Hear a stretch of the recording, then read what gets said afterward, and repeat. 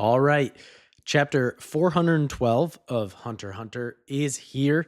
It's a great day, and I will be doing a live exploration of the chapter. So, this will not be a recap. I'll be moving through the chapter and pulling on whatever threads that Togashi provides us. So, without further ado, let's just hop right into this one today. And I'm seeing the black whale just chugging along through the water. And now we are going back to Prince Woble's room, 1014, 5 hours before special martial law was declared. Okay, picking up right after the bomb that Karepika dropped on us last chapter, right at the end. I'm still, I've been mulling it over. My initial thought is it has something to do with Beyond and the children that he planted, and potentially one of the princes is his child.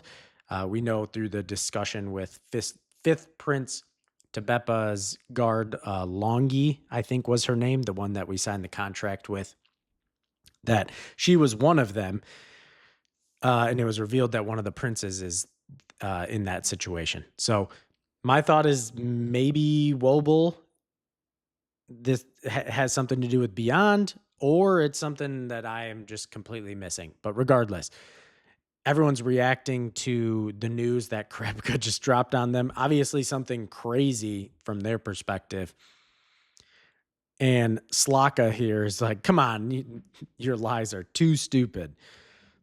I mean, it's true. To anybody else, this would look ridiculous considering how far we've made it into this voyage and the ceremony and everything revolving around it. So, my guess is something I think this was Oitos doing. I don't know how she did this, because the seed urn ceremony is something that I believe requires Kakin royal blood. So I don't know how she circumvented that process because it was like an official part of the ceremony. So I don't know. Like, I'm thinking like a body double, maybe somehow. I don't know. I don't know what's going on. It's Hunter x Hunter. The lower ranked princes have a chance at survival if they can run out the clock? Question mark. Yep, Karepika said there's a time limit on this succession war. It's from the time that we make it to the new world. But Prince Wobble isn't in the battle to begin with. Okay, time for our lesson on Nen. Did you think you'd get away with it if you drowned us in information? That's hilarious because it's so true. He just like bombarded them with an info dump. And this guy's like, you think you can just like slip that in there and we're just going to go back to learning Nen just because you bombarded us? And that's like Hunter x Hunter in a nutshell sometimes can be just a bombardment of info. And it's a lot sometimes. And that's even for me with Togashi. I'm like, man, it's like you're trying to confuse me sometimes. But no complaints here. None of it is a lie. I have made decisions about the limitations. Yes, but I am confident in what I am telling you now. We can't wait for verification of every detail. Why don't I give you some time? Let's have class begin at 10 a.m. today. Okay, so he's giving him time to think. He's saying, hey, come back here only if you still want to take the class. All right, we're cutting back about 48 hours before special martial law was declared. We're with our group, Kurapika, Bill, looks like Shimanu, and Oito. I can't believe he plotted to put his own child among the princes. Okay, so they're talking about Beyond. This must have been just after the meeting with Longi. Hunting for the prince is important, but right now we need to identify the targets of Beyond's cursed offspring and break the curse aimed at Prince Wobble. Very true. Queen Oito is like thinking and she's saying, I swear I had no relations with Beyond. You can use your chain to prove my innocence. Okay, so she's just forthright, coming out with that. Please don't worry. I don't feel the need to corroborate, let alone doubt you. True. Shimano, can you use this time to prepare her meal? Yes, sir. She's walking away. I hate to bring this up, but what do you my name is Shimanu, not Shimano. Oh, huh. I said Shimano. New, no, new, no. Huh? I'm assuming. Okay, wait. I don't know. I just like I'm reading it and then I'm listening to myself read this and it sounds a bit ridiculous. But honestly, you don't get that much humor in Hunter x Hunter, at least like in the Succession War. When we were with, the four with Gon and Killua, Kurapika, and Leorio, there was a good amount of comedic moments.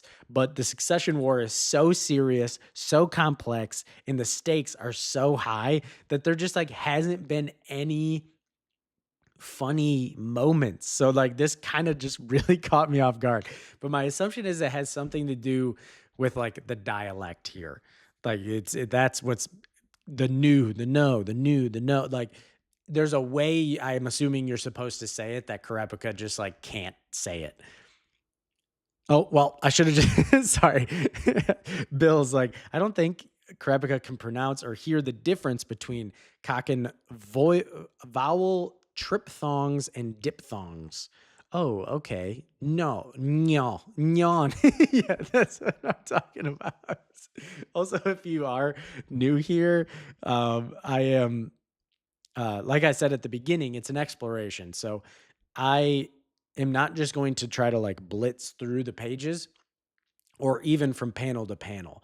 So if I read something and it just kind of sparks a thought or it pulls on a thread, I'm going to keep pulling on it. So there are going to be times where I may kind of dive into something that is then revealed maybe within even the next panel, next page. I understand, but this is me truly experiencing this chapter for the first time, and this is how I read. And I'm just inviting you guys into the experience on my end. So, especially with Hunter x Hunter, things can get complicated. So I'd always say just sit back, grab a snack, and I hope you enjoy me moving through it. There are feminine tones and masculine tones unique to the Kakin language, and Shimano makes it a masculine name. You say it right once in a while, so don't worry about it. Now that you told me about it, I can't not worry. Exactly. Krabik is a good dude. He's not just going to be like, oh, well, who cares if sometimes I get your name wrong or not? He's a good dude. He wants to get it right. And he's apologizing. I'm sorry if I offended you. It's all right. Karepika, actually, there's something I've noticed. Can I talk to you? Whispers. Karepika looks surprised. You mean what? Okay. Does this have something? Okay. Before I go, I know. This it's going to get explained probably, but I'm assuming Bill here is bringing this up because this because you see him thinking and he has like a realization after he talks about the masculine and the feminine like versions of the Kakin dialect. He has kind of like this look on his face and he's like thinking and it looks like an epiphany. So my assumption is he is going to reveal something with maybe the way because he can pick up on these dialect changes. So I'm thinking he's picked up maybe on something that has to do with the queen, maybe how she speaks. I don't know, but this seems important to me. I don't think this is just random, Kakin dialect lesson from Hunter x Hunter. Your Majesty. Okay, so they're going to see Oito. So, like I said, I think this is maybe where Togashi's heading. What is it? What you said about Beyond, you're right. It would be ideal to fully resolve the issue now. Would you allow me to use my chain so there's no room for doubt? Okay, so he's going back on it, and I'm assuming it's because of what Bill told him. Of course, that would make me feel better. Thank you. Okay, so he's got his chain out. He's got the divination chain. I will ask you meaningless questions to draw a baseline. Please answer yes or no. Is that all right? Yes. You are a man. No. Haha. You are 2 years old. No. You are a woman. Yes. You are a mother. Yes. All right. Now, please answer all questions in the affirmative. Okay. So she has to say yes to everything. You are flying right now. Yes, it dangles, of course, because that's a lie. They're on a boat. You are aboard a ship. Yes, doesn't move. You're riding a tank. Yes, dangles. Okay, so it's clearly working the way it's supposed to. You have only one child, Prince Wobble. Yes. All right, didn't move. She does only have one child, and it is Prince Wobble. The prince sleeping there is the prince I held at the interview at the hotel 2 months ago. Oh, she just locked up. She just locked up. Wait a second. This panel is great. Like the look that Togashi was able to capture for Oito here is like, oh, he just got me. And okay, so and it's showing a picture of Wobble. Wobble is my baby. So okay, so this is what I that's so funny. Okay. It's not exactly it's kind of what I was talking about when I was like, well, maybe it's like a double, like like a body double. And it essentially, at least through Karapika's question here, is that the baby that is sleeping here right now in the room is not the same baby that he held 2 months prior in the hotel. And that was also the baby that participated in the seed urn ceremony. So this is not the same baby. Where is the real Wobble?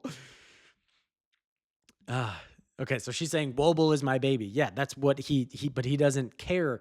That's not what he asked you. He said, "Is this the same baby that I held 2 months ago?" You have to say yes or no. Your Majesty, can you please answer yes to my question? How did you know? Was it Shimanu? Okay, this is yep, you're caught. You're caught. Bill noticed the difference in your pronunciation. Okay, yes.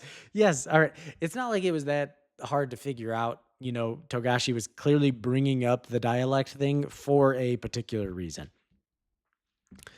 So, all right, here we go. I'm seeing a lot of text as per usual. The semi voiced feminine tone B and the voiced masculine tone B, formed by the teeth without closing the lips, are comparatively clear. You were using the gender neutral tone B at first, and then you started to differentiate at some point. It made me wonder. Okay, so you didn't think it was a big deal at first, but because it's such a subtle difference, and even plenty of native speakers can't differentiate. All right. But when we were talking about Shimanu's name, I remembered that you started to use both tones after we set sail, right when Karepika first used his chain abilities. You began swapping between the daughter and a male child pronunciations of the name Wobble, so you could answer truthfully and avoid getting caught. Just in case I questioned you with my chain, when you would have to say, Wobble is my daughter, is my baby. Oh, Wobble, my daughter, is my baby. Whose child is he, and where is your daughter? Okay. He's my younger sister's son. Okay, so you have your nephew. This is your nephew here. My daughter is with her. And honestly, I don't know where she is. Okay. You don't know where she is. But she's in the ship, somewhere in in the ship. Because she has to be in Wobble has to be in the ship. So her younger sister is with Wobble, has to be in the ship because we know through the Cedern ritual in this, through the other national treasures, it's basically it's all taking place within the black whale and you cannot get outside of it. So it's not like she could have made the swap prior to them leaving on the ship and like left Wobble back on land. So there's somewhere and she doesn't even know where. And I'm assuming this is for Wobble's safety. If Oito doesn't even know where she is, then much harder for an enemy to find her. In the seed urn ritual, my daughter was the one who put her hand in the urn. Okay, yes, had to be. After that, we switched at the hotel, and it was my sister's son who participated in the ceremony before they set sail. So neither this baby nor my daughter is eligible. Wait. Oh, okay. So she's saying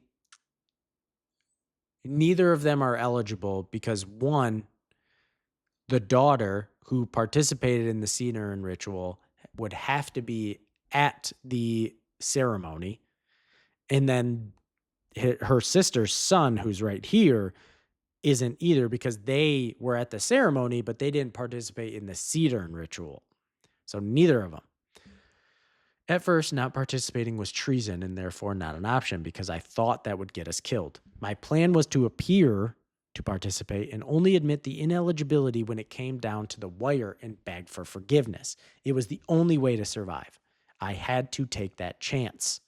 Oh, and the chain does not move. She's telling the complete truth in this situation. So she was just trying everything she could to ensure the survival of her child. Maybe herself too, but I think at the end of the day, this is for Woble's safety. There you go. And then we see Bill, we see the guy from, I can't remember his name, from the Third Prince's camp, and then Babby Mina, Bobby, whatever we want to call him. The queen isn't lying. And we see, we are not party to this.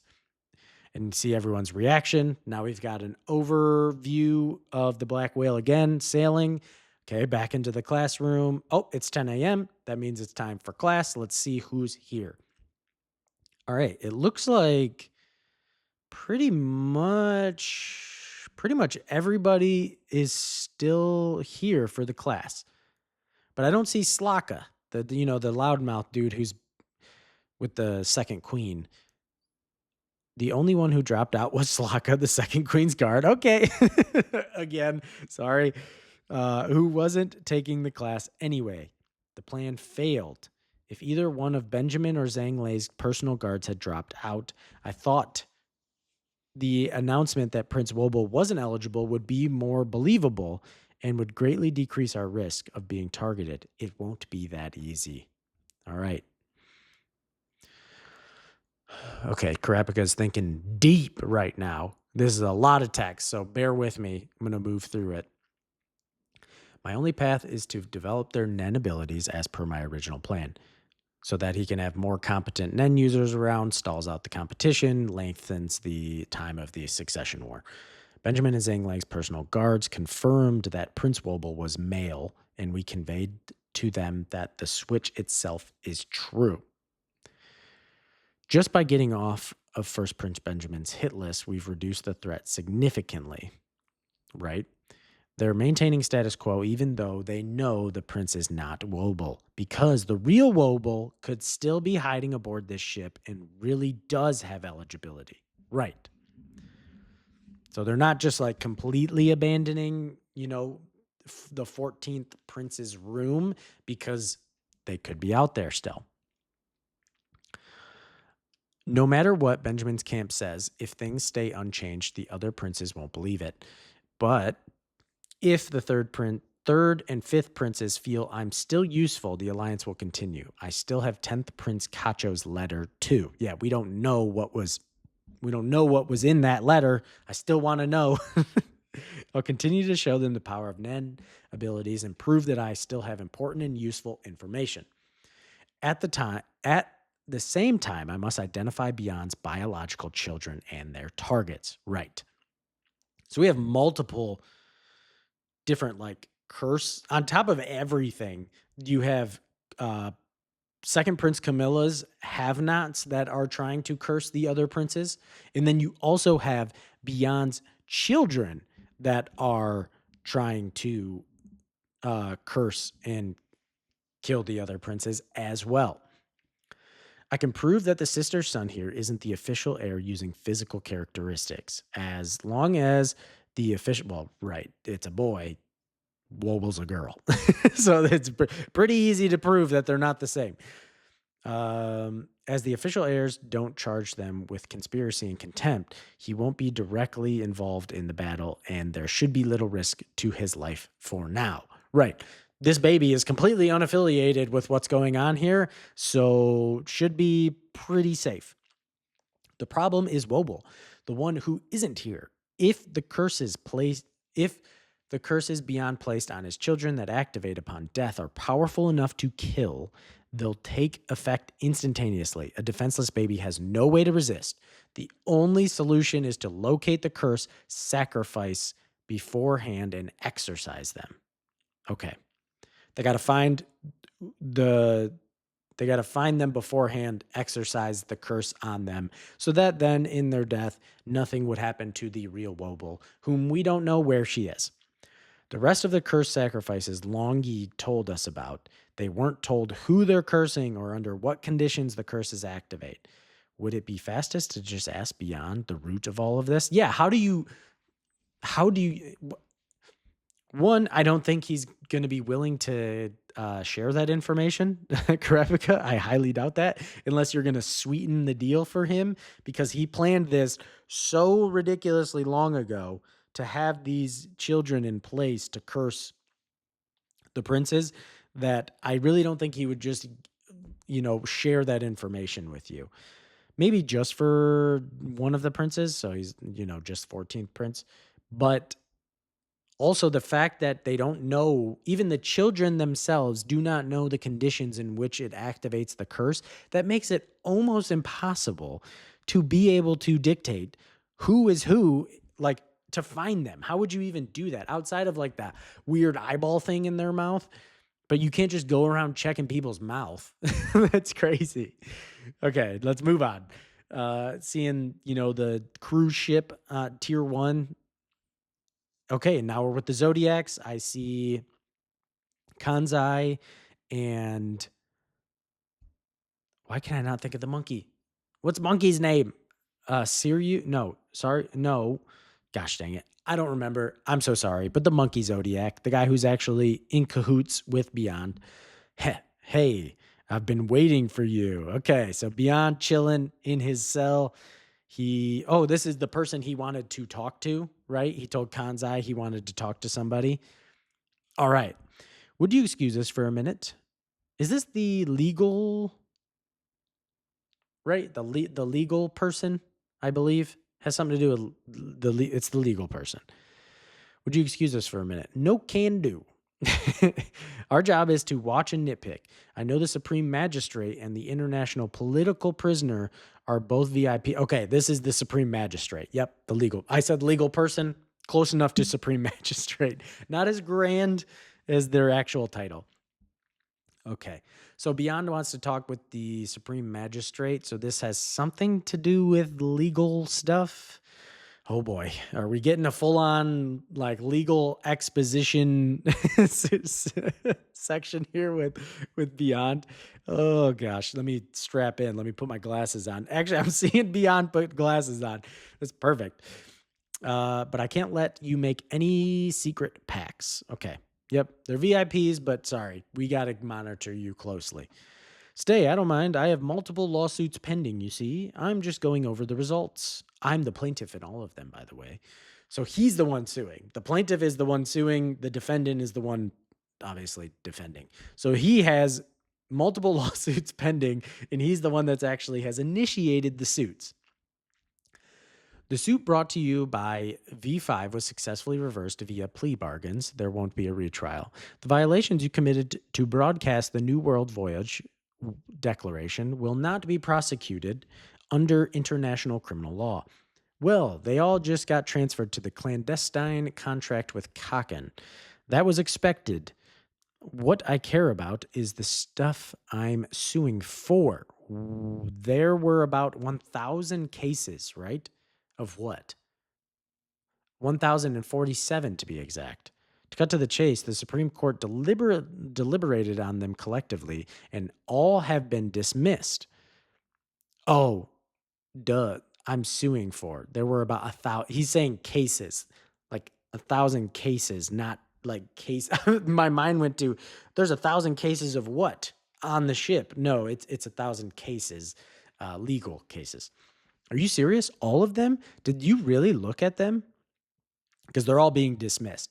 Yes, I have examined them all myself and made my decision. That's just shoddy work. Excuse me? How many months do you think I spent? Months? Bro, how are you going to call that shoddy? They spent months? Crazy work. So Kakin has no plan to guarantee even the bare minimum of human rights for the general populace. Respect for basic human rights is already stated in the Constitution. And I sued because it's not enforced. First of all, the definition of human being and citizen need to be clearly defined.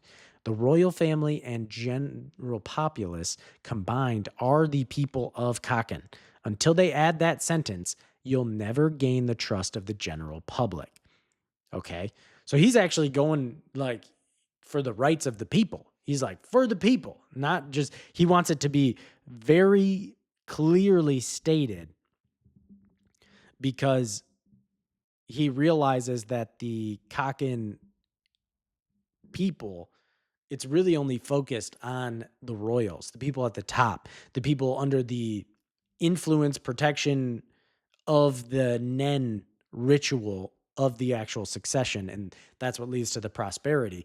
That they don't really care about the general populace. They even stated, I think it was Nasubi even stated near the beginning of the succession war that basically the 200,000 people on board were meant to just basically be sacrifices to figure out who's going to be the next king anyways. So, I mean, Beyond is actually being the good guy, I guess, here. That had been adopted before the suit, and regardless of the succession results, King Nasibi was already going to reconsider the wording of the Constitution, especially regarding the equality of royals and the populace under the law. I've brought the records of all judicial reviews and related amendments and copies of clause revisions. Gosh, this is horrible. I would never in a million years want to be a lawyer under any circumstances. It sounds horrible. It's impossible to expect. And look at all those cases. There's so many boxes. It's impossible to expect past royal crimes to be prosecuted immediately, but there will be a deterrent in place for the future. Though I'm concerned that once the royals become part of the populace, things will be much worse from a security standpoint.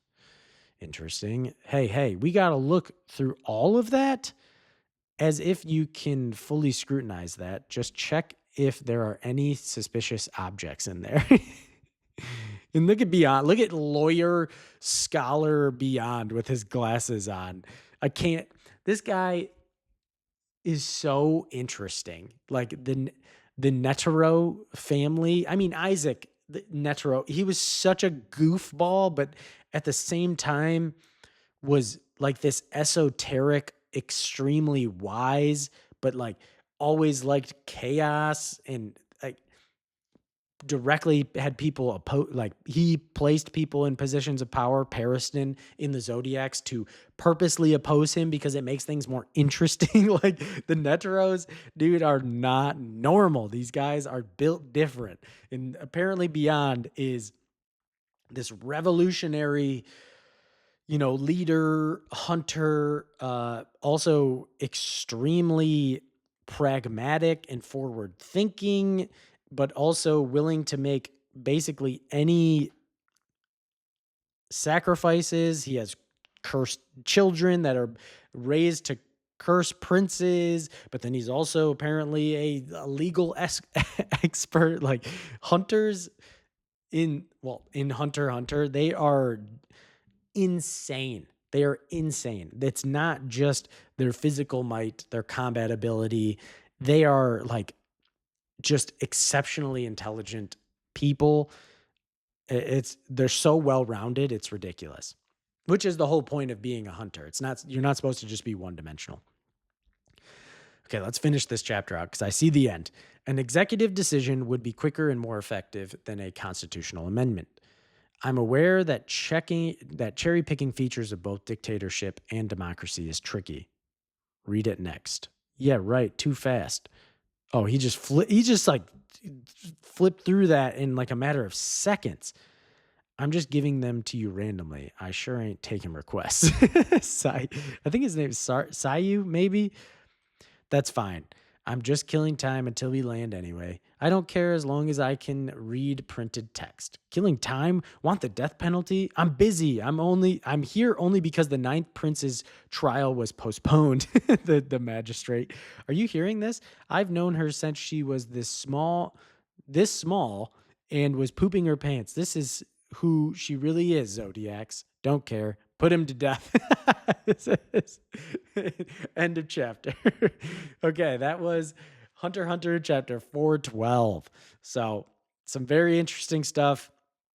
The Wobble plot line is thickening. You know, we've swapped out the babies, but the Nen class is continuing. And then, we've got lawyer plaintiff beyond here and the magistrate just having a very complicated top like discussion about the Kakin constitution and the wording and like all these lawsuits. So, but that was the exploration for chapter 412. I appreciate you being here to experience this chapter with me, and I will catch you guys in the next one. Peace.